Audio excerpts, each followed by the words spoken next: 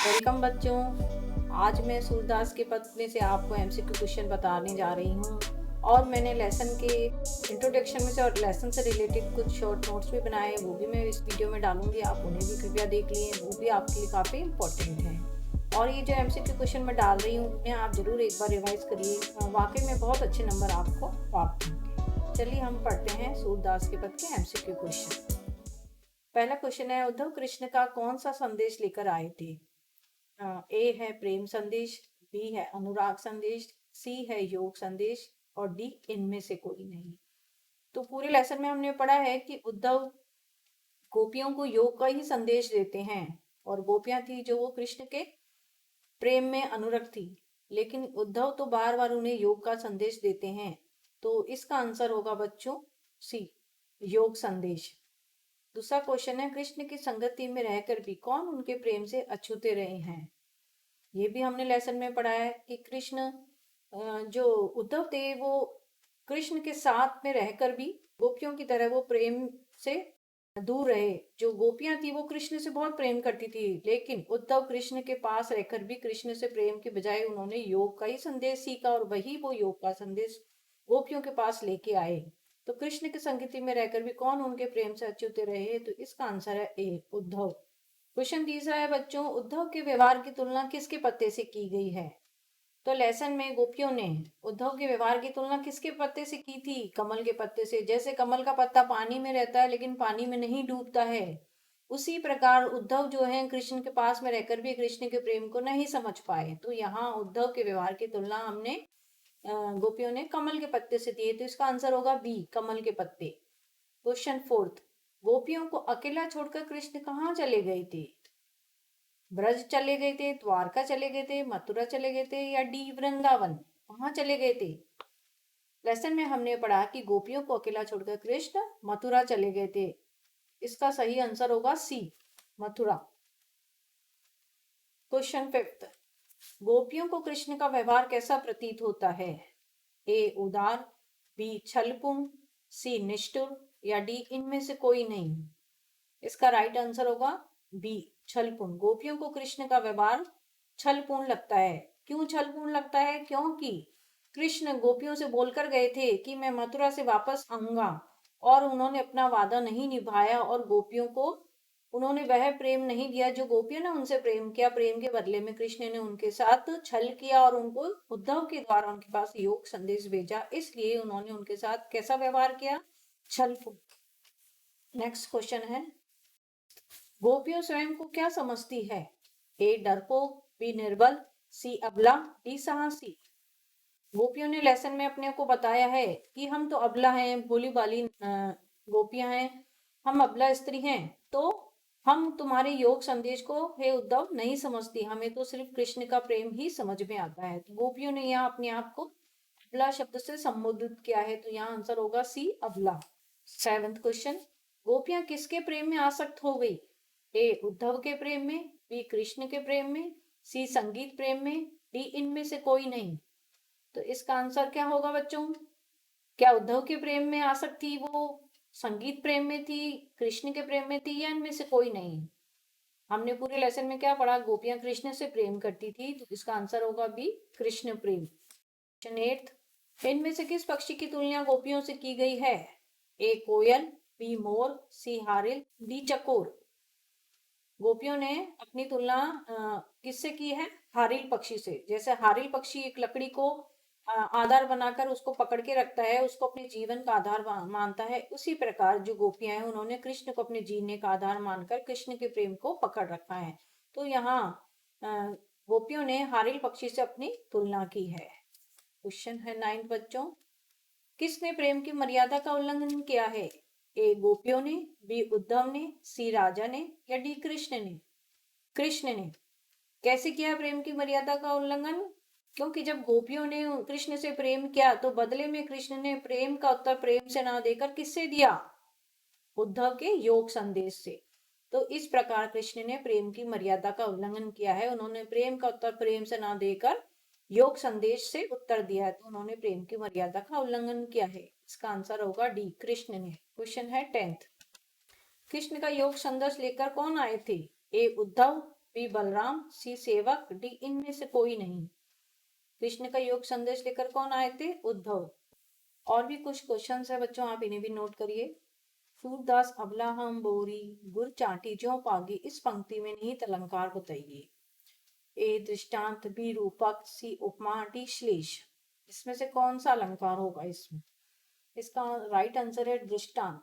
दृष्टांत अलंकार क्यों है इसमें? क्योंकि इसमें एक एग्जाम्पल देकर समझाया गया है कि जिस प्रकार चींटियां गुड़ कर चिपक जाती हैं और चाहकर भी उस गुड़ से नहीं हट पाती हैं, उसी प्रकार हम कृष्ण के प्रेम में चींटियों की भांति इस प्रकार कृष्ण के प्रेम से चिपक चुकी हैं कि हम अपने आप को चाहकर भी कृष्ण प्रेम रूपी गुड़ से अपने आप को अलग नहीं कर पा रही। एक दृष्टांत तो देकर समझाया, एक एग्जाम्पल देकर समझाया है गोपियों ने अपने प्रेम को, इसलिए यहाँ पर दृष्टांत अलंकार हो।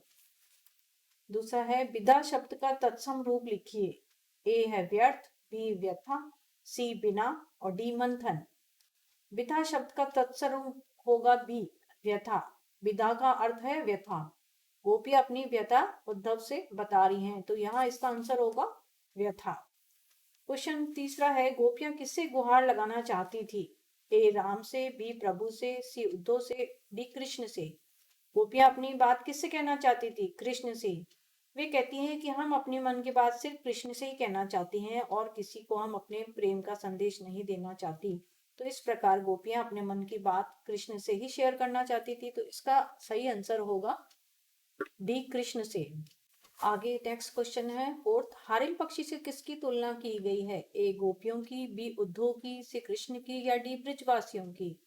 हारिल पक्षी से गोपियों की तुलना की गई है क्योंकि गोपियों ने बताया कि जिस प्रकार हारिल पक्षी लकड़ी का सहारा लेकर उसको अपने जीवन का आधार मानता है, उसी प्रकार जो गोपियां हैं वे कृष्ण प्रेम को अपना आधार मानती है, तो इसका आंसर होगा ए गोपियों की। उद्धव की योग संबंधी बातें गोपियों को कैसी लगती है? ए खरबूजे के समान मधुर, बी शहद के समान मीठी, सी कड़वी ककड़ी के समान, डी हारिल पक्षी के समान चंचल। सी, इसका आंसर होगा सी, कड़वी ककड़ी के समान। उद्धव की योग संबंधी बातें गोपियों को हमेशा कड़वी ककड़ी के समान लगती है, मीठी तो लगती नहीं है बच्चों। क्यों? क्योंकि गोपियां तो कृष्ण के प्रेम में अनुरक्त थी और जो उद्धव का योग संदेश है वो बहुत बेहद ही उनको कड़वा लगता था, तो इसका सही आंसर होगा कड़वी ककड़ी के समान।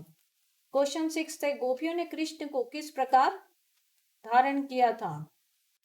ए मन से, बी कर्म से, सी वचन से, डी उपरोक्त सभी थी। तो इसका आंसर होगा डी उपरोक्त सभी तरह से, क्योंकि गोपियां मन वचन कर्म तीनों ही से कृष्ण को प्रेम करती थी। क्वेश्चन 7, जकरी शब्द का क्या अर्थ है? ए व्यर्थ होना, बी रटना, सी जर्जर होना, डी दुखी होना। वो कहती हैं कि रात दिन सोते जागते हम कृष्ण कृष्ण प्रेम को जपती हैं। जपती मतलब रटना, कृष्ण का नाम ही वो रटती रहती हैं, तो यहाँ जकरी शब्द का क्या अर्थ होगा? बी रटना। 8, गोपियों ने योग रूपी व्याधि किसे देने की सलाह दी है? ए जो बीमार हो, बी जो ईश्वर भक्त हो, सी जो कृष्ण को ही भगवान माने, या डी जिसका मन चक्री के समान चंचल हो। तो इसका राइट आंसर होगा डी, जिसका मन चक्री के समान चंचल है। ऐसा क्यों कहा गोपियों ने? ऐसा इसलिए कहा कि हम तो सिर्फ कृष्ण से ही प्रेम करती है, तो आप ये आपका जो ज्ञान है वो हमारे तो समझ का नहीं है। आप ये ज्ञान उसको जाकर दो जिसका मन चंचल है, जो मन में कभी कुछ और सोचता है कभी कुछ और सोचता है, तो आपका ये ज्ञान हमारे तो कोई काम का नहीं है। जिसका मन चक्री के समान घूमता है, आप जिसका मन चंचल, उसी को अपना ये ज्ञान जाकर दे। तो इसका आंसर होगा डी, जिसका मन चक्री के समान चंचल है। क्वेश्चन 9, मधुकर शब्द का प्रयोग किसके लिए हुआ है? ए गोपियों के लिए, बी भौरे के लिए, सी कृष्ण के लिए, या डी उद्धव के लिए। डी उद्धव के लिए। मधुकर शब्द का प्रयोग यहाँ गोपियों ने उद्धव के लिए किया है क्योंकि उद्धव को वो भौरे के समान मानती है।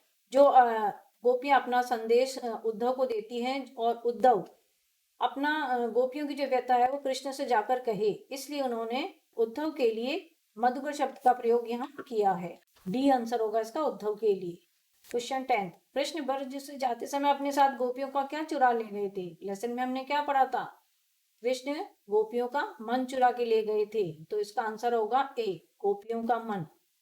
क्वेश्चन 11, गोपियों के अनुसार सच्चा राजधर्म क्या है? ए प्रजा का पालन, बी प्रजा के सुखों का ध्यान रखना, सी प्रजा को बिल्कुल न सताना, या डी उपयुक्त सभी। इसका आंसर होगा उपयुक्त सभी, क्योंकि गोपियों के अनुसार राजा का सच्चा धर्म क्या है कि वह प्रजा का पालन करे, प्रजा के सुखों का ध्यान रखे और प्रजा पर किसी प्रकार का अत्याचार नहीं करे। ये सभी एक राजा के धर्म है, इसलिए इसका आंसर होगा डी, उपयुक्त सभी। क्वेश्चन 12, हरि है राजनीति पढ़ी आए जाहिर सताए पद में किस शब्द शक्ति का प्रयोग हुआ है? ए अभिधा, बी लक्षणा, सी व्यंजना या डी इनमें से कोई नहीं। इसका राइट आंसर है व्यंजना। क्यों है इसका व्यंजना आंसर? क्योंकि इस प्रकार गोपियां कृष्ण पर व्यंग कस रही है। वे व्यंग में कह रही है कि कृष्ण आपने तो बड़े बड़े राजनीति के ग्रंथ पढ़ लिए, इसलिए अब हम भोली वाली गोपियों की आपको शुद्ध कहाँ है? आपका तो राजनीति के ग्रंथ पढ़ के इतना ज्ञान बढ़ गया है कि अब आप हमसे प्रेम नहीं करते और आप बहुत ही ज्यादा ज्ञानी और गुणवान हो गए हैं, तो अब आप हमसे क्यों प्रेम करेंगे? इस प्रकार गोपियां कृष्ण पर व्यंग कस रही है, तो इसमें व्यंजना शब्द शक्ति का प्रयोग हुआ है। इसका सही आंसर है सी, व्यंजना। क्वेश्चन 13, सूरदास का जन्म कब हुआ? लेसन के इंट्रोडक्शन में साफ साफ लिखा है बच्चों, आप उसमें देख के भी इसका आंसर कर सकते हैं। इसका आंसर है ए, 1478 में। क्वेश्चन 14, सूरदास की मृत्यु कब हुई थी? सन 1578 में, सन 1568 में, सन 1583 में या सन 1520 में? राइट आंसर है सी, सन 1583 में। सूरदास में लगभग कितने पद हैं?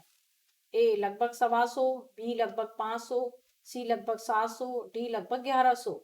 इसका राइट आंसर है बी, लगभग 500। सूरदास में लगभग 500 पद है। निम्नलिखित में से कौन सी रचना सूरदास की नहीं है?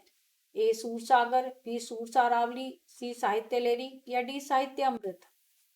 सूरसागर, सूरसारावली, साहित्य लहरी ये तीनों ही सूरदास जी की रचनाएं हैं। डी साहित्य अमृत ये जो है सूरदास जी की रचना नहीं है।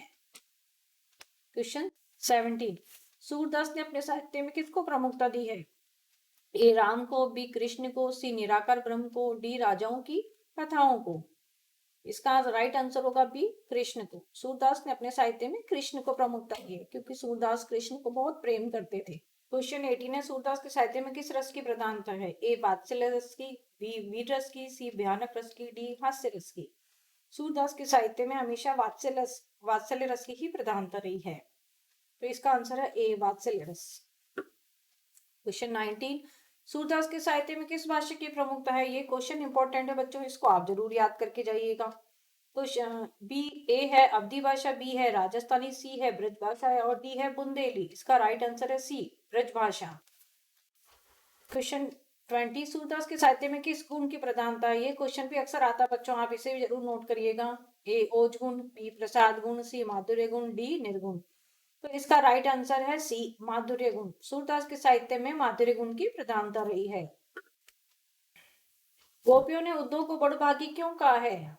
ए ऐसा कहकर गोपी ने उद्धव पर व्यंग किया है, बी क्योंकि उद्धव बहुत ही भाग्यवान है, सी उद्धव बहुत ज्ञानी थे और गोपियां उनके ज्ञान का लोहा मानती थी, डी वे कृष्ण के सखा थे इसलिए उनको बड़भागी कहा है। इसका राइट आंसर है बच्चों ए, ऐसा कहकर गोपियों ने उद्धव पर व्यंग किया है। क्यों कहा है उद्धव पर व्यंग क्यों किया है? गोपियों ने उद्धव को बड़भागी क्यों कहा है? इसलिए कहा है कि तुम कृष्ण के पास रहकर भी कृष्ण के प्रेम को नहीं समझ पाए, इसलिए गोपियां उन पर व्यंग करते हुए कहती हैं कि आप तो बड़भागी हो। तो इसका राइट आंसर है ए, ऐसा कहकर गोपियों ने उद्धव पर व्यंग किया है। क्वेश्चन है 22, गोपियों ने उद्धव के अनासक्त रहने की तुलना किससे की है? ए कमल के पत्ते से, बी तेल की मटकी से, सी कमल के पत्ते और तेल की मटकी दोनों से या डी इनमें से कोई नहीं। इसका आंसर है सी, कमल के पत्ते और तेल की मटकी दोनों से उन्होंने इसकी तुलना की। किस प्रकार? जैसे कमल का पत्ता पानी में रहता है लेकिन पानी में डूबता नहीं है, और तेल की मटकी जो है पानी में रहती है फिर भी उस पर पानी की एक छींट नहीं लगती है। इसी प्रकार उद्धव कृष्ण के पास रहते हुए भी कृष्ण के प्रेम से बहुत दूर है, तो इसका राइट आंसर होगा सी, कमल के पत्ते और तेल की मटकी दोनों से उन्होंने उद्धव के अनासक्त रहने की तुलना की है। क्वेश्चन 23, प्रीति नदी में कौन सा अलंकार है? ए यमक, बी रूपक, सी अनुप्रास, डी उपमा। राइट आंसर है बी, रूपक। प्रीति नदी में रूपक अलंकार है, प्रेम रूपी नदी, उसकी उससे तुलना की गई है, उपमा दी जा रही है कि प्रेम रूपी नदी, इसलिए यहाँ रूपक अलंकार कहलाएगा। क्वेश्चन है 24, गुर चाटी जो पागी में गुर से किसकी तुलना हुई है और चाटी से किसकी? ए गुड़ से उद्धव की तुलना हुई और चींटी से गोपियों की, बी गुड़ से कृष्ण की तुलना हुई और चींटी से राधा की, सी गुड़ से ब्रजवासियों की तुलना हुई है और चींटी से कृष्ण की, या डी गुड़ से कृष्ण की तुलना हुई और चींटी से गोपियों की। डी राइट आंसर है, गुड़ से तो कृष्ण की तुलना हुई है और चींटी से गोपियों की। जिस प्रकार चींटियां गुड़ के चिपक जाती है, उसी प्रकार चींटी रूपी गोपियां गुड़ रूपी कृष्ण के प्रेम से चिपक गई हैं, इसलिए इसका राइट आंसर है डी, गुड़ से कृष्ण की तुलना हुई है और चींटी से गोपियों की। 25th क्वेश्चन है, गोपियों ने स्वयं को भोरी क्यों कहा है? ए क्या वे मूर्ख थी, बी वे छल कपट और चतुराई से दूर थी, सी वे उद्धव की बातों में आ गई थी, या डी वे किसी का कहना नहीं मानती थी। इसका राइट आंसर है बी, वे छल कपट और चतुराई से बहुत दूर थी। गोपियों ने स्वयं को भोली इसलिए कहा है क्योंकि छल कपट और चतुराई उन्हें नहीं आती थी, वे तो भोली वाली अबला नारी थी। 26 क्वेश्चन, समुची बात कहते डैश डैश के समाचार सब पाए उचित शब्द से पंक्ति को पूरा कीजिए। ए दिनकर, बी मधुकर, सी उदो, डी कृष्ण। राइट आंसर है मधुकर। समुची बात कहे तो मधुकर के समाचार सब पाए, इसका राइट आंसर होगा ए मधुकर।